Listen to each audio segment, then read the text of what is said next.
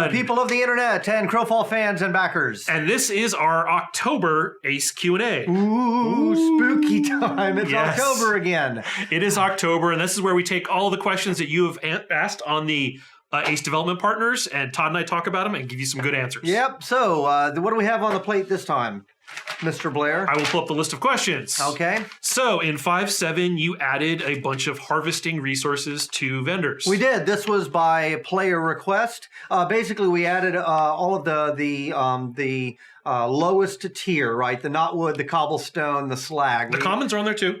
Oh, you have commons on there too. That's right. Commons on there too. So, and the point of that was basically, hey guys, you're making us harvest way too much. So as a minimum to be competitive, at least give me the ability to kind of get back into the fight without having to go. And I think the ratio was just off, right? It was like, you know, for every 10 minutes of PvP, it was like you have to spend half an hour harvesting or something like that. That was never the intention. So this was an easy way to shortcut that loop. At the bottom was give me easy, imminent access as much as I want to be able to get back into the fray with at least that base level stuff. And vendors was the way to do it. An easy way to do it. And now they go farm gold and they go buy the resources. Absolutely. And actually the white quality stuff is flowing pretty well. So it actually worked. So that worked really well. So so as is normal with these kind of things, that we may have spun the wheel a little too hard. Pendulum is now on the other side of the spectrum, and we may have made the resources a little too cheap. So we might need to kind of now do a little balance pass and pull back. Make the prices a little higher. But anyway, now we're into balance territory. I think overall this experiment was a big success, and it was your idea, so thank you. I'm glad we put that in. Keep them coming, because that's how the game gets better. Yep. All right, next question. Next question. Can you share some background information on the parcel token information? Parcel tokens is what you can place on a parcel? Yep. Yeah, so we'll talk about it real quick, just for those of you who don't watch Crowfall every day. I don't know why you wouldn't. You should. But, so you have an idea of a parcel. That might be a village, or it might be a town or city or whatever. Buildings have a weight to them, and they're basically t-shirt sizes: extra small, small, medium, large, extra large. Your parcel, being a village or city or whatever, that determines how many and what size of buildings you can put on. We call them building tokens. So a village might allow for 5 of this size and 7 of this size and 10 of this size. And once you're out of tokens, you can't play with. Basically, it's a weight limit, right? It's how many tons of buildings can I place on this parcel. So why is it not good in 5.7? So the challenge that we've got is the plan from the beginning when we built these tables was that you would be able to upgrade your parcels. So I have a village and it starts at rank 1. And if I upgrade the parcel itself, it doesn't change the shape, because I don't want people on their EKs to have to pull that out and plop down a bigger parcel, because that'll throw the map off. Instead, it's basically just upgrading the same shape, but I can now add more capacity, more and larger buildings on that same parcel. We haven't built that system yet. So what happened is if you got a package like from a Kickstarter bundle, it gave you a whole bunch of pieces. In fact, it gave you pieces assuming that the parcel had already been ranked up to a certain degree.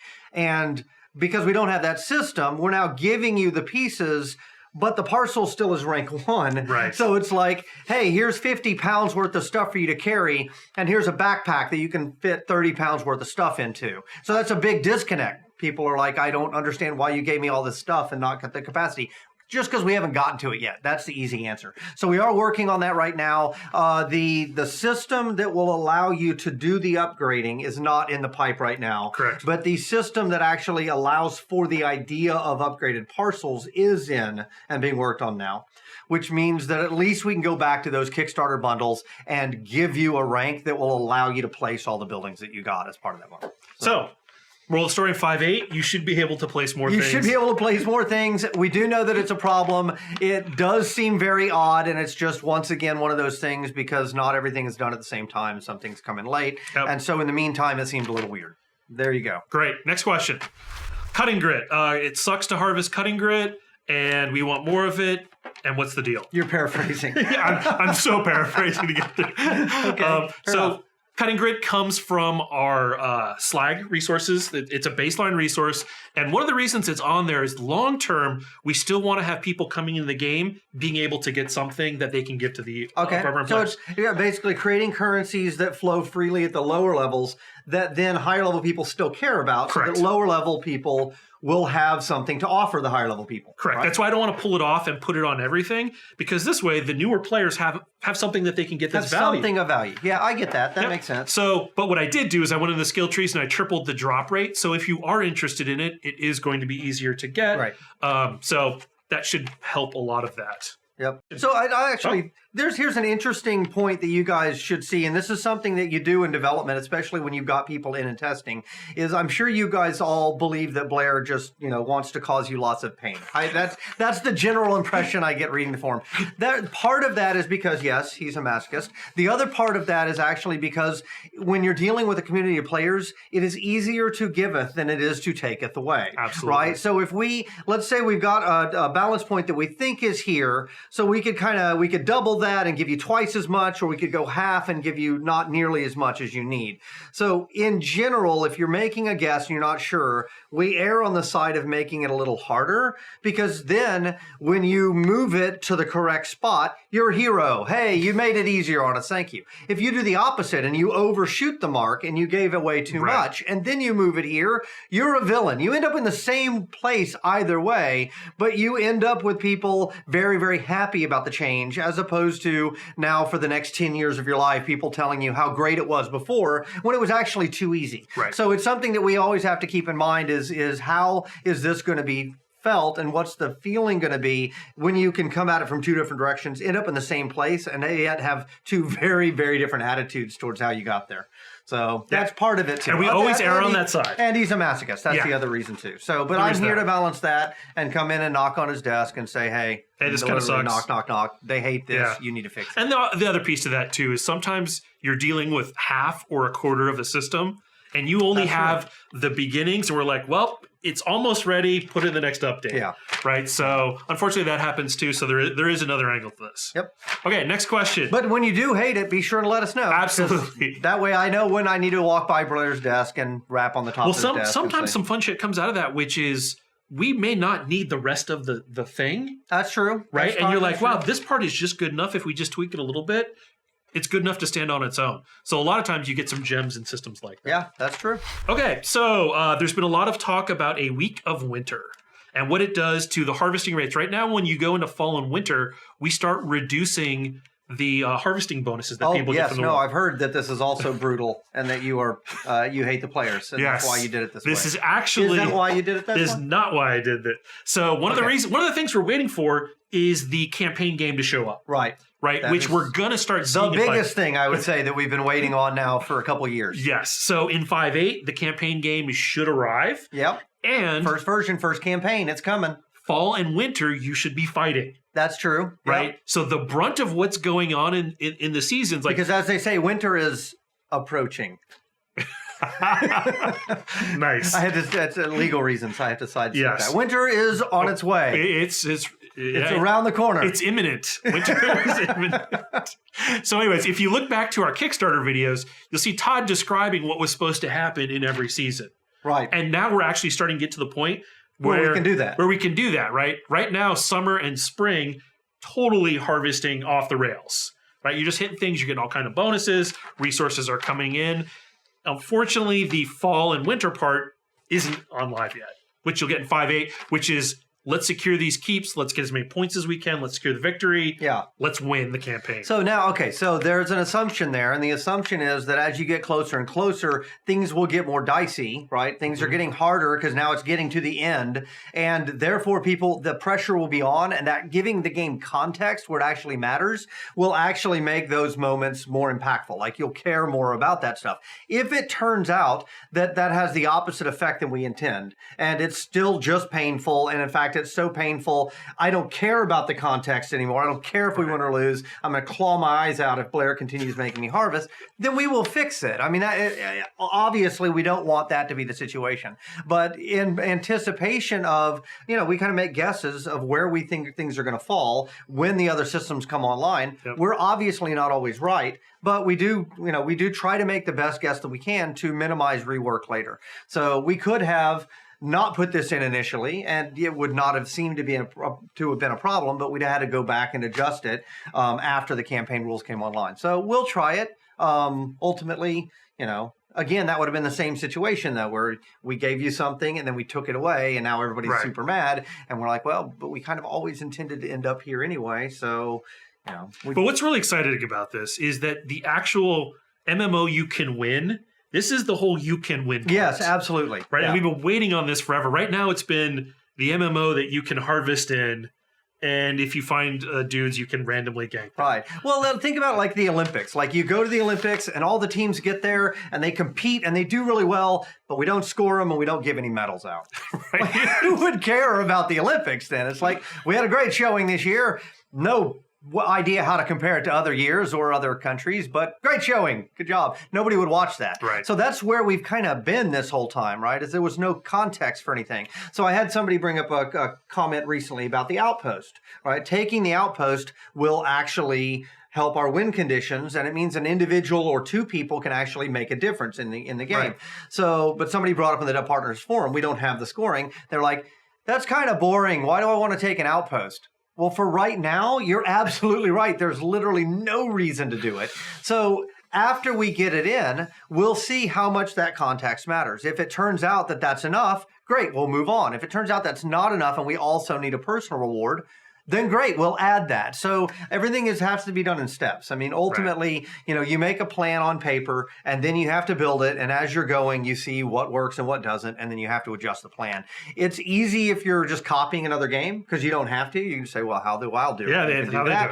We're not doing that. In every area imaginable, we've taken risks, and that means we have no choice really but to iterate to try and find the right game and try and find the right solution. So most of you who have watched this for a while know we're going to say that because it's been our approach the whole time, and it still remains true. But it's coming online to 5.8, so it I'm is super excited about it. that. Yeah, it is. Absolutely. Right. For the first time, we're going to actually see a we'll have a reason scoreboard and a leaderboard and an actual win mechanic. So, cool. Next question. Is PCM disappearing from the skill trees? Yes, it is long term. We have a bigger system that is going to replace some of that PCM that you used to get from the skill trees. We'll talk about that in a future update. This is a tough one, right? Actually, it's a training thing that I think, an education thing that we've had trouble is. I went to Blair one day and I was like, what the hell is PCM? Like, this makes no sense. He's like, it's power cost modifier. And I'm like, what does that even mean? He's like, well, it means that it's less efficient for me to cast this power than somebody else. And I'm like, okay, I get it. So I'm concentrating my character more on raw strength. You're concentrating your character more on making your powers cheaper. That's a good differentiation. But the idea of calling it a power cost multiplier is just weird. So I told him he needs to figure something else out for that. And we have started to do that. The first step in that direction now is weapon weight. Yeah, on the weapons, it's called weapon weight. And I get that. Like, I'm using a heavier weapon, and therefore it's a little harder and longer for me to slow it, or to slash with it. But it deals more damage. More damage when I hit. Totally get it. That makes sense. So you're going through now and trying to clean that up and make it more obvious. It's not a bad mechanic. It's just that sometimes the mechanics don't make sense, and that's still a failure on our part. So I'm very proud that Todd, as the creative director, knows exactly how the system works. Well, now. I have a general idea. I buy into it. Works. I buy into it in theory, but I don't know why you hate the players. I don't know. It doesn't make sense to me. I don't know why you don't. I'm just proud that you understand how it works. Yeah. Okay, next question. The assassin got some buffs in 5.7 and is now super OP.